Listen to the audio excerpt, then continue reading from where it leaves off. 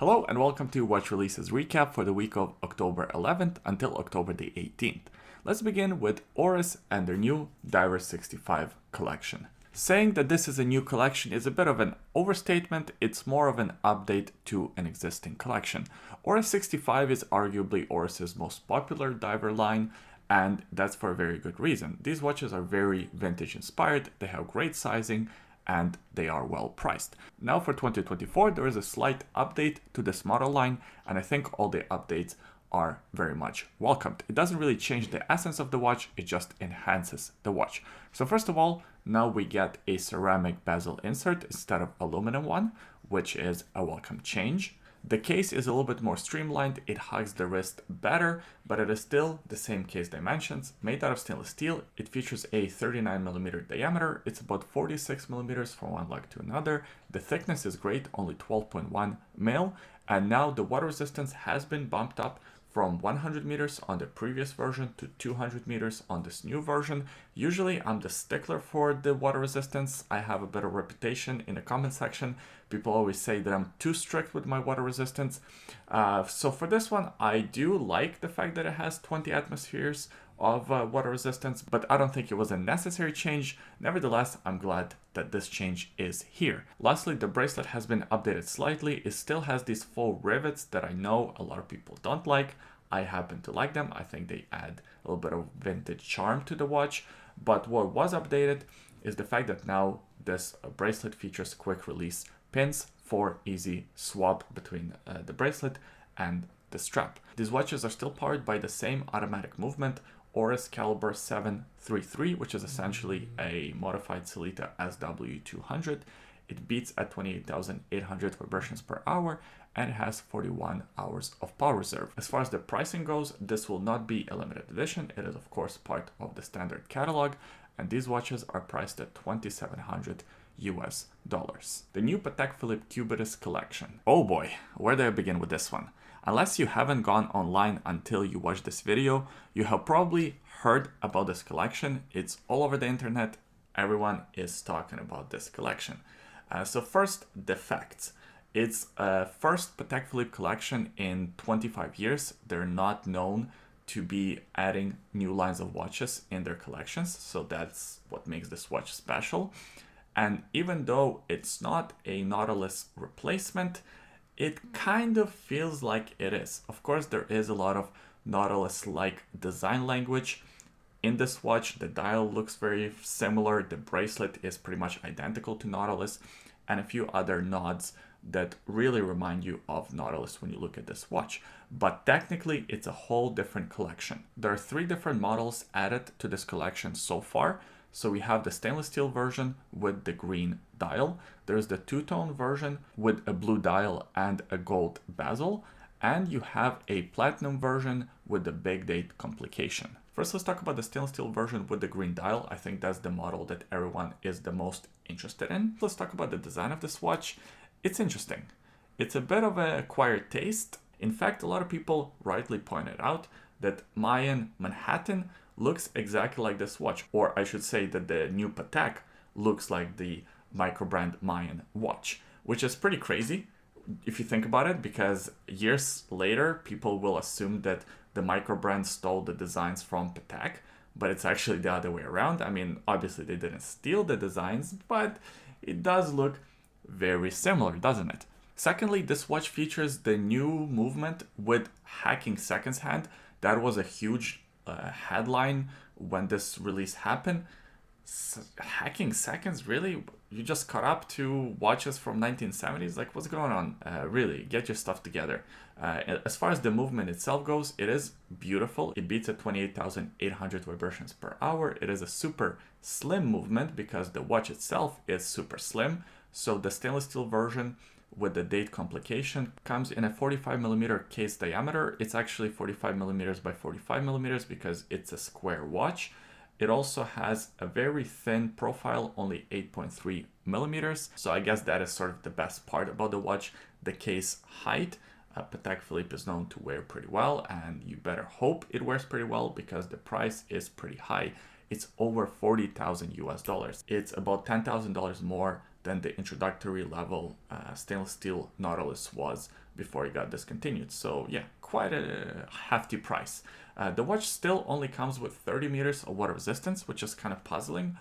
Why 30 meters? This is a sporty watch.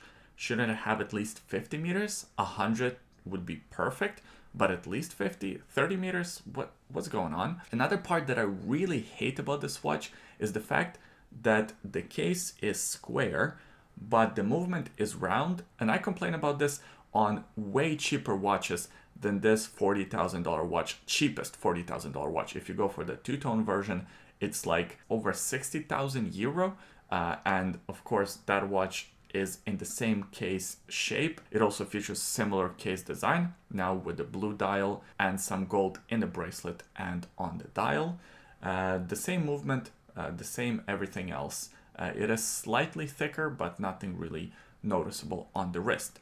So yeah, it's a very expensive watch and still features a round movement.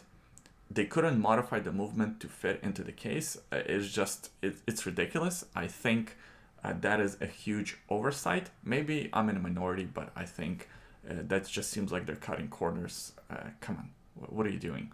Lastly, the big date complication watch looks kind of cool. Features the caliber 240. It's a very complicated movement. It beats at 21,600 vibrations per hour. It still has the micro rotor. It has this patent technology where the date switches in milliseconds. If somebody's asking for that, I mean, I never thought about the date switching on my watch too slowly. So it's just kind of a weird thing about this watch, and it's also super expensive. It's over 86,000 euro. So needless to say, a lot of people are very disappointed with these watches. A lot of making fun of it is already happening online. From the reviews, people don't seem to really like it. Maybe it's one of these designs that needs time to sort of grow on you, but so far the response hasn't been fantastic. But unfortunately, the sad part about this watch is that they will all be sold out. Even people hating this watch, even people not really wanting it, if you go to a Patek store, I'm sure you will not be able to buy one because they will sell out. People will still buy them because it's the newest Patek, which is kind of stupid, and I wish it wasn't so. I wish we could teach these brands a lesson, so to speak, and not buy these watches. And then they will give us something better. They will try harder, because in my opinion, this is a little lazy. But what do you think? Leave your comments below. I'm sure you will. I'm sure there is a lot to say about this watch. The new Nomos Tangente and Orion Neomatik Doré. This is essentially two new models added to two separate Nomos lines of watches, to the Orion and to Tangente. And the two additions are very similar. It is just some gold accents on the dial, more specifically on the indexes and on the set of hands. I believe Doré in French actually means golden, so the name fits the aesthetic. So as far as the Orion line of watches goes, it will still come in the same case, stainless steel, 36.4 millimeters in diameter. These watches are super thin, 8.5 millimeters in case height. They're sort of dress watches, so they don't have too much water resistance. 50 meters of WR, which is enough for majority of the cases how you would wear this watch. Now these ones are still powered by the same movement. It's an in-house caliber DUW3001. It beats at 21,600 vibrations per hour, and it has 43 hours of power reserve. As far as the pricing goes, you can get these watches for 3,040 euro. And there's the addition to the Tangente line of watches. This new model, just like all the other existing models, is still coming in the stainless steel case, 35 millimeters in case diameter. These watches are super thin, 6.9 millimeters in case height. Just like the Orion one, it comes with 50 meters water resistance. It still has these wire lugs that a lot of people don't like. They didn't really change the design of the watch other than adding the golden accents. Now this one is powered by the same movement, the automatic in-house caliber DUW3001. And this watch is slightly cheaper. It costs 2,940 euros, so 100 euro less, and it is part of the standard catalog. The new Hamilton Khaki Navy Scuba 40 millimeters, now with the red bezel. I'm not going to spend too much time talking about this release because essentially nothing else other than the new bezel color has changed about the model, but I wanted to bring up this release because I think the Hamilton Khaki diver watches are not getting enough love from the watch community. I think they offer great designs and fantastic value for money. So this new model, just like all the other existing models, comes in a stainless steel case, 40mm diameter, they're under 13mm in case height, 12.9 to be exact. They come with 100 meters of water resistance, so they're more of a surface divers than actual divers. They are powered by the caliber H10, which is essentially a Powermatic 80. It beats at 21,600 vibrations per hour, and it has 80 hours of power reserve. As far as the design of the watch, I think it looks really good. I like the combination between the red bezel and the black dial. That looks sharp. The only thing that I dislike about this dial is the date at the 4:30 o'clock position. That looks ridiculous. It looks out of place. Just get rid of that and the watch will be so much better. As far as the pricing goes, this will be part of the standard catalog. It's not a limited edition, and these watches are priced at $845 US.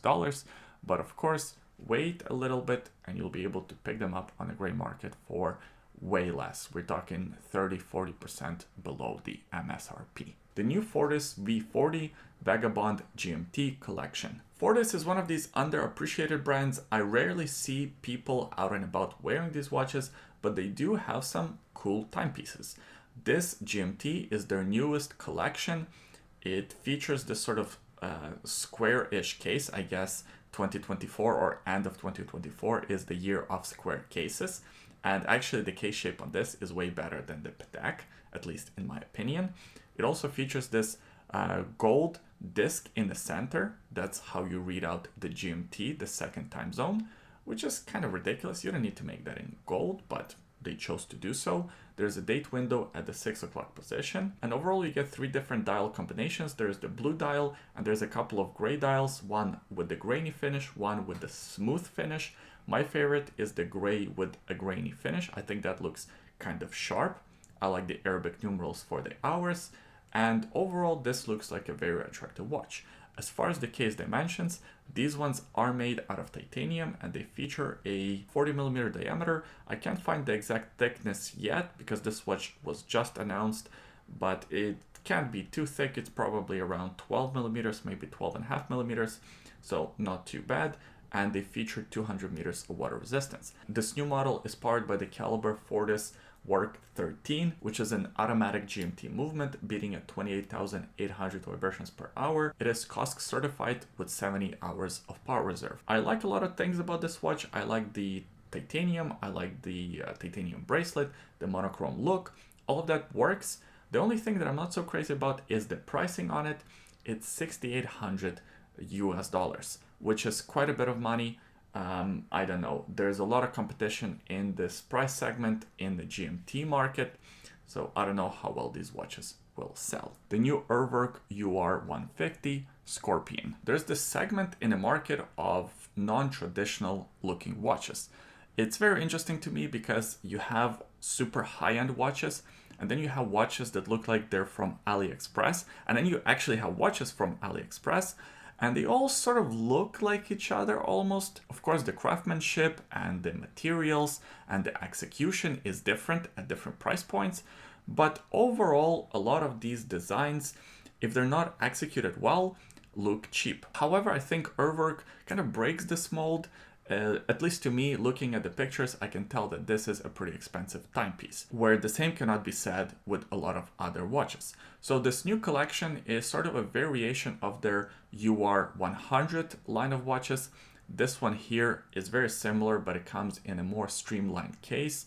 It's supposed to wear more comfortably and it's supposed to look and feel more organic. As far as the case dimensions go, these ones are made out of titanium. There's the natural looking titanium and there's the DLC coated one. They are about 42.5mm in diameter, 52mm like to like distance, and they're under 15mm, 14.8 to be exact. Water resistance on these watches is 50 meters and they're powered by the caliber UR-50.01, which is an automatic movement with a crazy design. It's semi-skeletonized with semi-skeletonized hand. It beats at 28,800 vibrations per hour. It features a retrograde minute function, which means that the minute's hand moves sort of in a semicircle, and when it reaches 60, it snaps back and continues that movement over and over and over again. That function is very difficult to achieve because you have to account in the timing of the watch for the timing it takes for the minute hand to snap back. It's not as difficult as a seconds retrograde, but it is still a pretty cool and impressive complication. As far as the pricing of these watches go, each variant is limited to 50 pieces, so 50 pieces of the natural titanium looking one and 50 pieces for the DLC coated one, and they're priced at 88,000 Swiss francs for the titanium and 1,000 Swiss francs more for the DLC coated one for 89,000 Swiss francs. And that's it for this week's releases. I hope you enjoyed the video. If you did, give it a thumbs up, subscribe to the YouTube channel for more videos like this in the future, and leave a comment in the comment section below. Let me know what you thought about this week's releases. I always enjoy reading your comments. Thanks for watching this video, and we'll see you next time. Bye.